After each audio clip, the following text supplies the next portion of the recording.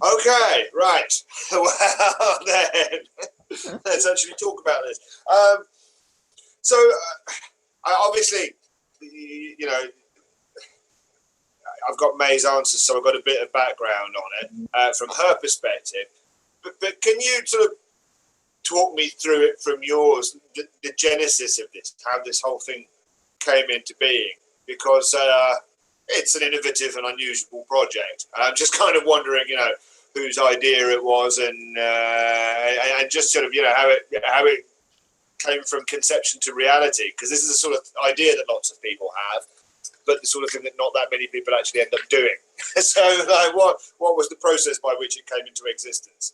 I think originally it was more about May trying to have a new fun venture doing lifestyle products. Yeah. And because she's been doing, say, pretty much in the way, fashion company handle, you work with designers and you work with artists, she was trying to find something different. And the NFT was kind of a really interesting new venture in the sense that the artist protection is really better on the blockchain system that has been so far. So that was kind of the launch of her looking into the NFT, and then the marketplace for NFT are quite interesting as well, because kind of everything goes on there. So there is a much wider range of artists that are easily available as well. Yeah. And easy to reach. And then when starting to work on the project, on the products itself, it was kind of a concept that it would not be directly a copy paste of the digital arts onto the products. It was more of trying to get inspired by the arts and create a product from it.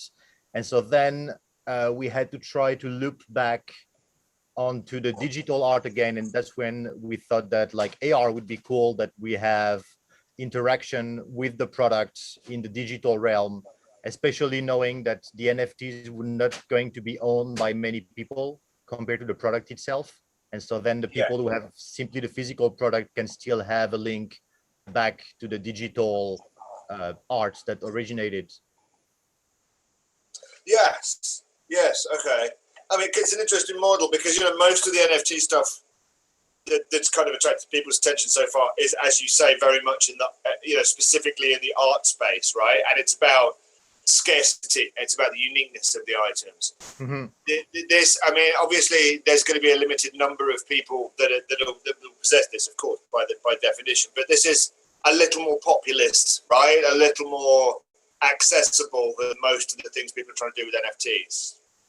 Yeah, and it's not really like the NFT itself is going to have a life of its own. We're not really worried about, we don't do the speculation part of it. So this is really more for the artist, and hopefully the platform of the brand will help the artist to have exposure more from the product.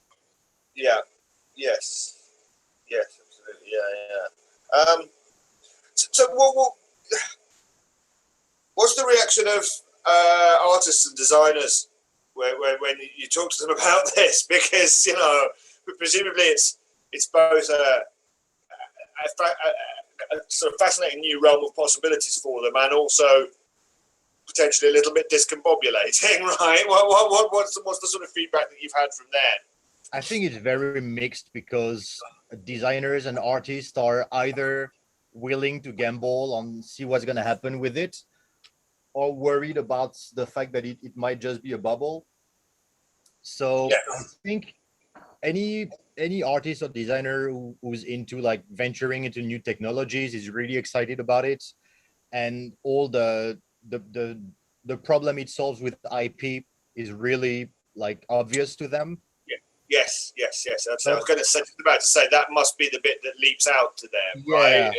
Is the authenticity side of it, right? Yeah, but it's still a little bit scary, I think, just the fact that it's such the wild west at the moment, the NFT platforms, that some of them are really arts oriented and some of them are really everything goes. That might scare away some, I think. Yeah. Yes, absolutely. Yeah, there's some who just let anybody upload whatever they want, right? Yeah. So then suddenly as a brand, you're there alongside, whoever, just some random dude. Well, Yeah. So I suppose more exclusive marketplaces are going to be more attractive. and I think it's clashing like the mentality of the crypto world with the rest of the world, which have been kind of living separately so far. Yes. Yeah, that's an interesting one, isn't it? Because everyone knows about crypto, but no one really interacts with it, right? Yeah, and just like just on the visual side, like crypto has a very strong image online, that the meme they use, the type of picture they create, the way they communicate, which is very specific to them, and it's now like clashing with actual art and digital art. So there might be something happen with this as well. Yeah. I mean, I suppose that's whenever these technologies are first invented, they're in the hands of the people who invented them, right? Who tend to be technologists, and therefore are not necessarily all that good at connecting them with what real people want from them. I suppose this is partly what this is about, right? Yeah, right. Is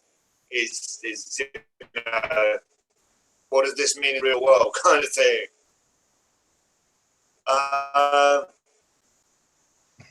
We both trying to get closer to the screen for the sound. Hello.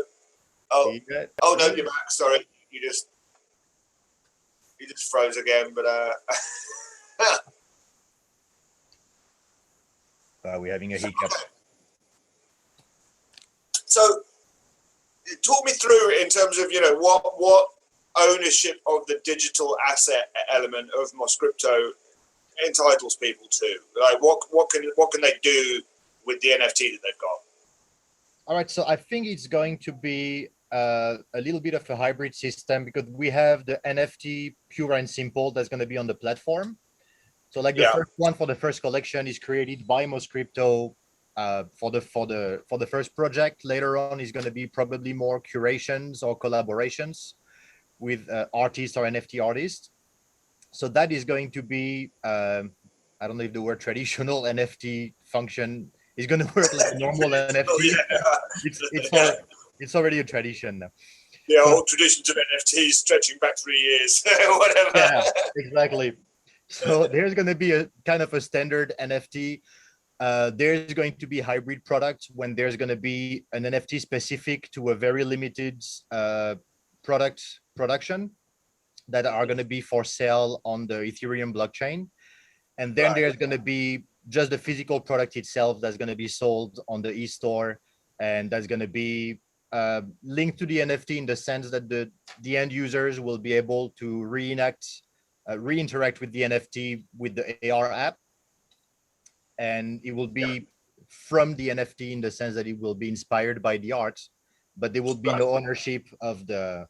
So there's going to be simple standard NFT ownership, a hybrid ownership between the physical products that provides authentication of the physical products, NFT authentication. And sorry, I'm French. I need to apologize. Some words don't come out right. And then there's going to be the physical product itself. Yes. Okay. So there's no. Yeah, because a lot of the NFT assets have been, solely digital assets. There's the idea within this project is not to promote any form of, solely digital assets. No, not to begin with. Product, if you like, right? Yeah, Moscrypto is more about the product. Like Moscrypto is not trying to sell or promote NFT. We use that as inspiration. That's why we focus more about the product. Yeah, absolutely. Okay. All right. Sorry, my computer is talking to me. Quiet. No, that's okay. So what's sort of after this, obviously there's this initial collection of items with Calvin displayed on them and so on. What are the sort of medium to long term plans then? Is it more similar collections with different designers, or is it going to, move in any sort of radically different direction in terms of what you're doing, technologically, or in terms of what the product itself is? For the product, I think the bespoke. No, you want to go?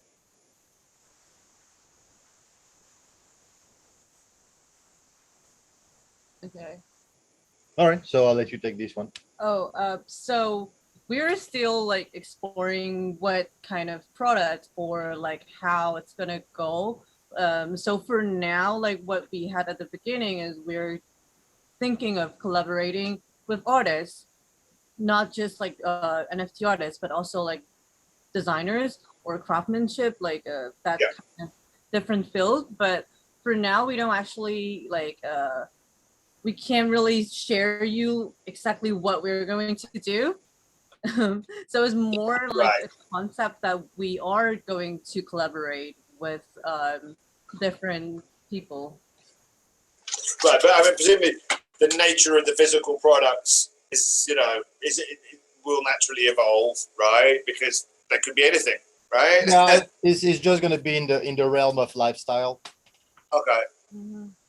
So then the type of item is just depending on probably on the project itself, but it's going to be lifestyle products only. Yeah, sure. But that in itself is fairly broad, isn't it? Yeah. And really where this could go, it's limited only by where you want it to go, I suppose, isn't it, really? I was going to tell you everything, but then I was stopped, so it will remain a secret now. I mean,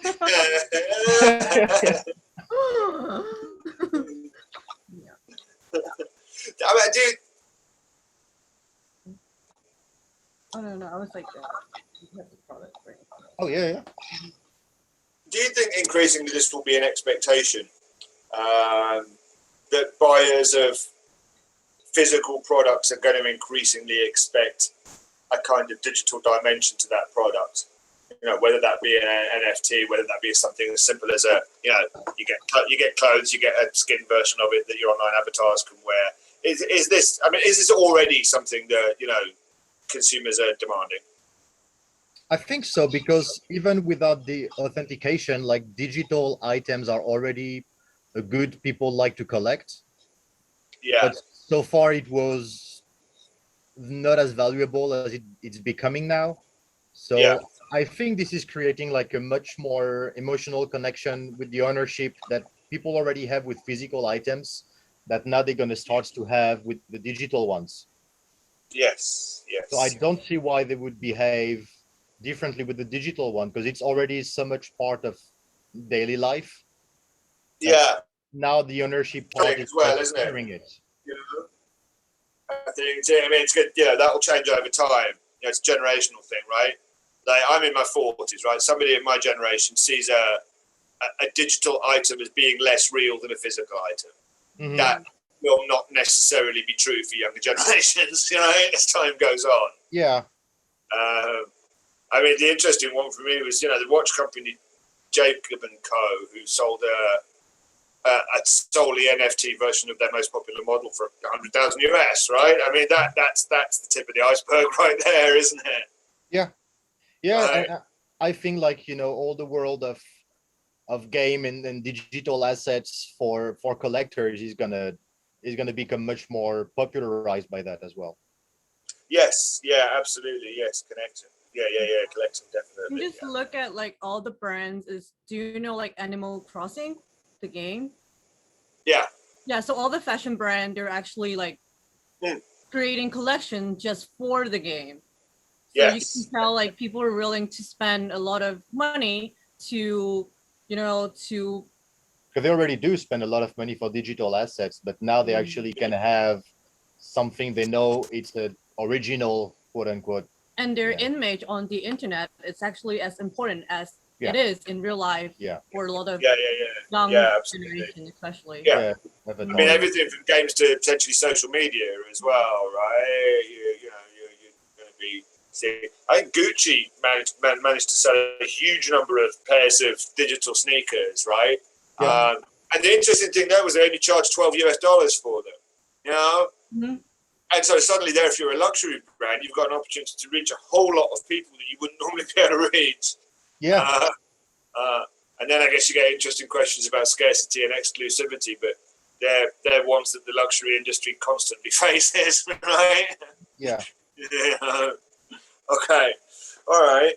Well, I probably need to go away and read through my notes and wrap my head around that. but and see if I have any other follow-up questions. But if I do, I know exactly where you are, so I will get back to you if there's anything. Do you want to have a quick look at the products? Yes. Yes, that's a good idea. Let's do that. I'm going to show you. Yeah. So like this is one of the product. Yes, there's Calvin. Yeah. Calvin, and it's made with Italian cashmere. Mhm. And so we have the AR that okay, let's see how it works. Can you see it? Okay, so you see when Yeah. looking at the product, we can have all the infos for the products directly there. Yeah, so it's kind of a green thing, and then you can start playing. I don't know if you can see my screen. Yeah. So then you can start interacting with the product themselves. And so we have elements from the original NFTs that are coming back into the physical products. And so every product has a different interaction linked on its NFT. Right. Yeah.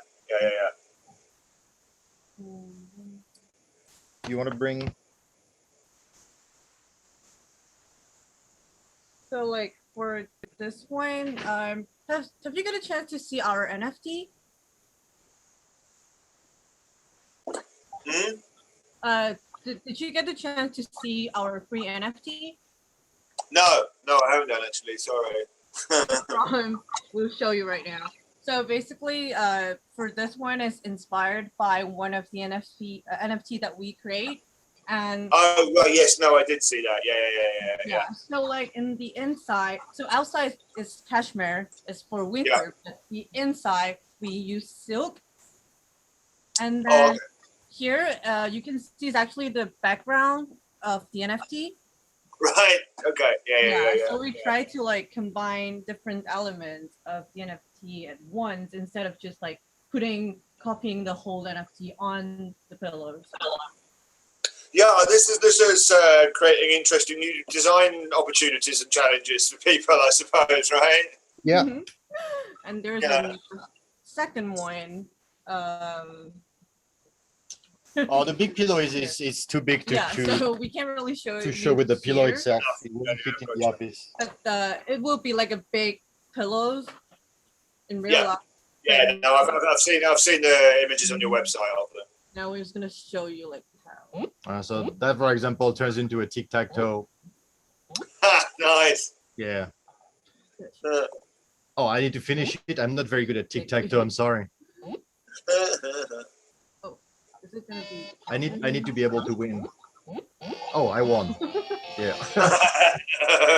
Congratulations. So we wanted to make, because Moscrypto is always about fun. We want to do something fun. We want to do something like out of the box, and we think with like not just the NFT, but when we add more elements for people to interact with it, it's actually like a different experience that we can provide besides the high quality cashmere product or other products in the future. You're mesmerizing him with Calvin's face now.